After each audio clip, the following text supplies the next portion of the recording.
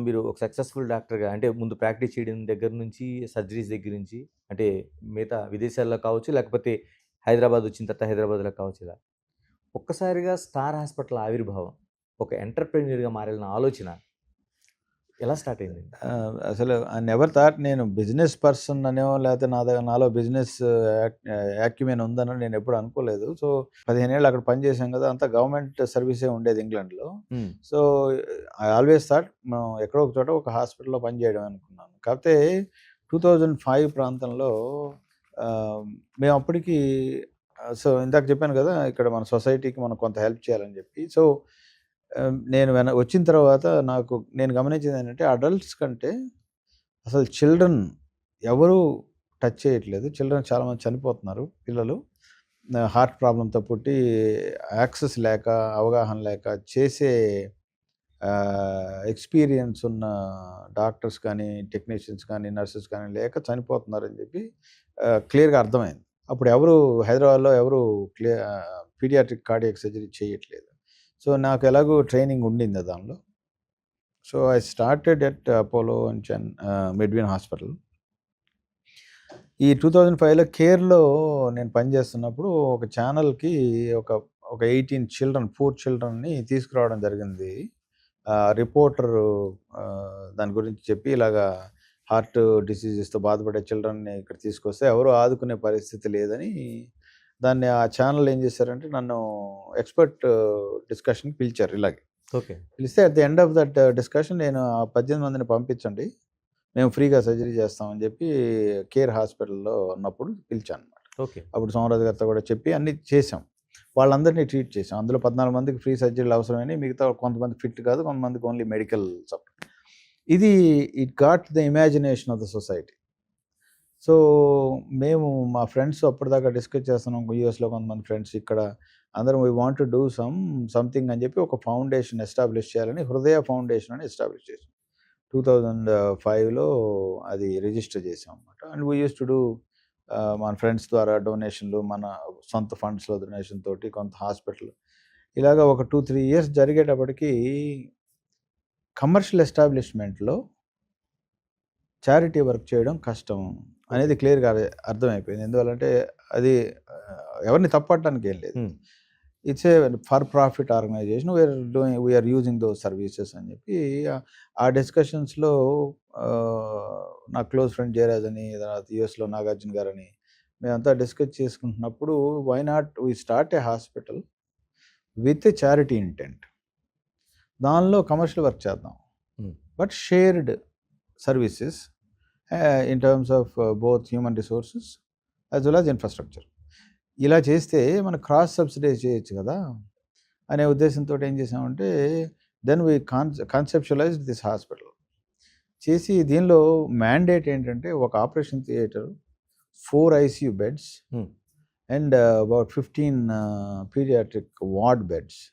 ఇవి మ్యాండేటరీ. మనం for profit ఆపరేషన్‌లు చేసినా, చేయకపోయినా ఇది ఖచ్చితంగా చేయాలని చెప్పి అది ఆ రోజు 2008 సెప్టెంబర్‌లో ఇనాగ్రేట్ చేసిన తర్వాత ఇప్పటిదాకా అది జరుగుతూనే ఉంది.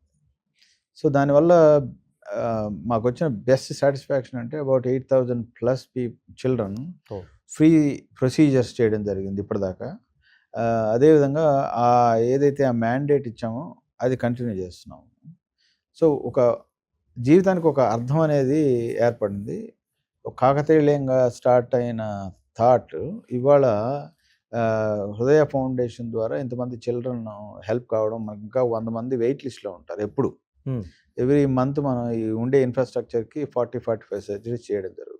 అంటే 8000 అబోవ్ ఎంటైర్ కంట్రీ అండి? లేకపోతే బోత్ తెలుగు స్టేట్స్‌లో ఉన్నారా? ఎలా ఉంటారు? ఎక్కువగా మన తెలుగు స్టేట్స్ నుంచే వస్తారు. Okay. We have operated Bihar నుంచి వచ్చారు కొంతమంది తెలిసిన వాళ్ళ ద్వారా. కొంతమంది ఒకసారి పాపం అబ్దుల్ కలాం గారు ప్రెసిడెంట్‌గా ఉన్నప్పుడు బాంబే ఎళ్తే ఎవరో ఒక రోడ్స్ పక్కన ఎవరినో ఒకళ్ళని పలకరిస్తే వాళ్ళు నా బిడ్డకి ఇలాగ ఆపరేషన్ అవసరం అయిందంటే, ఆయన నాకు కేర్ హాస్పిటల్‌లో ఈయన విజిట్ చేసేప్పుడు పరిచయం. ఆ! సో, హి అప్రోచ్డ్ అస్. సో, మేము పిలిపించి ట్రాన్స్‌పోర్ట్ అదంతా మేమే పే చేసి వాళ్ళకి సర్జరీ చేసామనమాట. అలాగా outside our Telugu state Orissa నుంచి వచ్చేస్తారు. సో, అలాగా మన పేరు వినాం, లేకపోతే వెబ్‌సైట్‌లో చూసో రావడం జరుగుతుంది. కానీ but majority of operations are for Telugu states children. Simple example ఏంటంటే, ఒక 1,50,000 నుంచి 2,00,000 మంది పిల్లలు ప్రతి ఏడాది ఈ దేశంలో హార్ట్ డిఫెక్ట్స్‌తో పుడతారండి. ఓకే. అందులో ఒక 80% చనిపోతారు, అసలు హాస్పిటల్‌కి రారు. అబ్బా!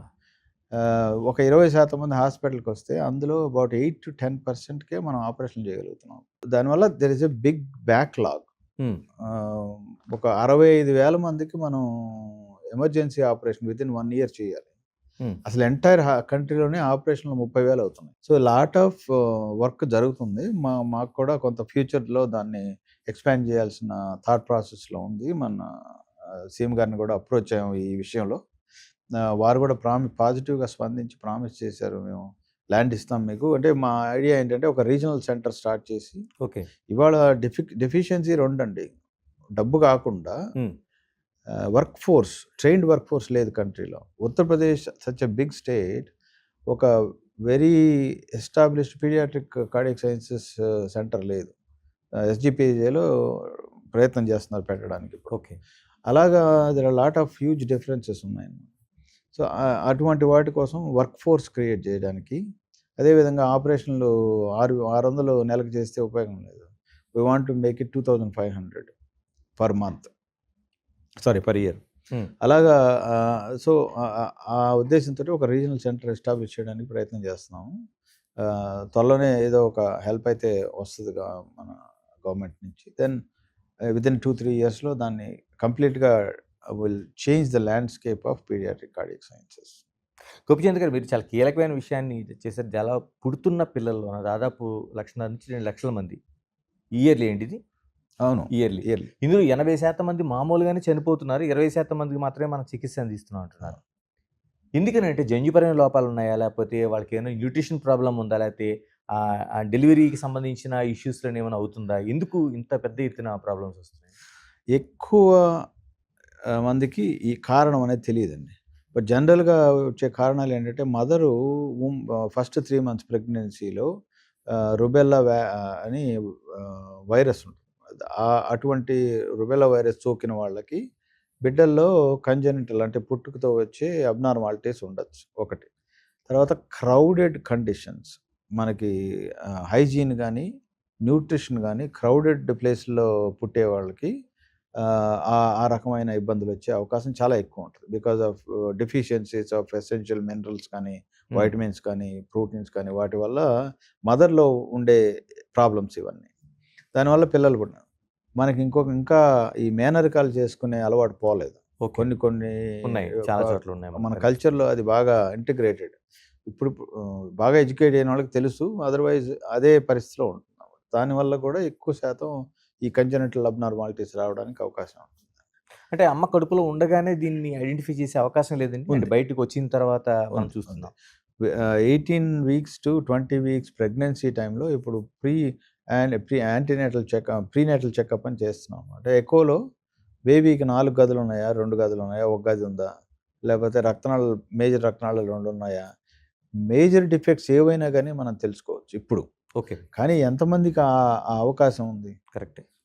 ఇవాళ అవేర్‌నెస్ క్రియేట్ చేయకపోతే బిలో 2 టైర్ టౌన్స్ ఈ అవగాహన లేదు. హ్మ్. అంతెందుకండి, ఇవాళ మనం ఆపరేషన్‌లు, హార్ట్ సర్జరీకి బైపాస్‌లు చేస్తున్నాము. One of the largest volume చేసే సెంటర్ మనకి.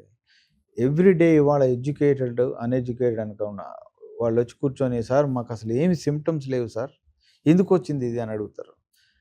మన ఎంతో ఇన్ఫర్మేషన్ మీ ద్వారా, మీ మాధ్యమాల ద్వారా పబ్లిక్ డొమైన్‌లో ఉంది. కరెక్టే. ఇది కాకుండా గూగుల్‌లో గానీ, లేపోతే చాట్‌జీపీటీలో గానీ, ఏఐలో గానీ, ఐయామ్ టాకింగ్ అబౌట్ ఇది మంచి అవకాశం ఇది. సాఫ్ట్‌వేర్‌లో హ్మ్. ఈ కుర్రాళ్ళు 25, 24 ఏళ్ల నుంచి జాబ్ చేయడం మొదలుపెట్టేస్తారు. హ్మ్. వాళ్ళకి మనీ ప్రాబ్లమ్ లేదు. అవును. యాక్సెస్ టు ఫుడ్ గానీ, ఆల్కహాల్ గానీ, స్మోకింగ్ గానీ, లేపోతే డబుల్ షిఫ్ట్ వర్కింగ్ గానీ, నైట్స్ గానీ, డేట్ గానీ, వీటన్నిటిలో వాళ్ళు ట్రాప్ అయిపోయి, ఒక్కొక్కళ్ళు BMIs are 25, 30 body mass index. ఎందుకంటే వాళ్ళది ఫండమెంటల్లీ సెడెంటరీ జాబ్. ఓకే. అవును. ఎక్కడో ఒక చోట కూర్చొని చేసే జాబ్. దాని ద్వారా ఫోన్లో ఫుడ్ ఆర్డర్ చేస్తే వచ్చేస్తుంది. అవును. వాళ్ళందరూ ఎక్కువ మంది హైదరాబాద్‌లోనో, బెంగుళూరులోనో, పూణేలోనో ఎక్కడో ఉంటారు. అంటే ఫ్యామిలీకి దూరంగా ఉంటారు. సో, వాళ్ళందరూ ఫుడ్డు వండుకునే అవకాశమో, లేపోతే సరైన హెల్తీ ఫుడ్ తినే అవకాశం లేదు. లేదు. నా ఉద్దేశంలో ఇంకో 10 ఇయర్స్‌లో మనం గనక ఇది సొఫిస్టికేటెడ్‌గా, కాంప్రహెన్సివ్‌గా అడ్రెస్ చేయకపోతే public health problem of heart disease చాలా ఎక్కువయ్యే అవకాశం. For more videos like this, subscribe Big TV channel.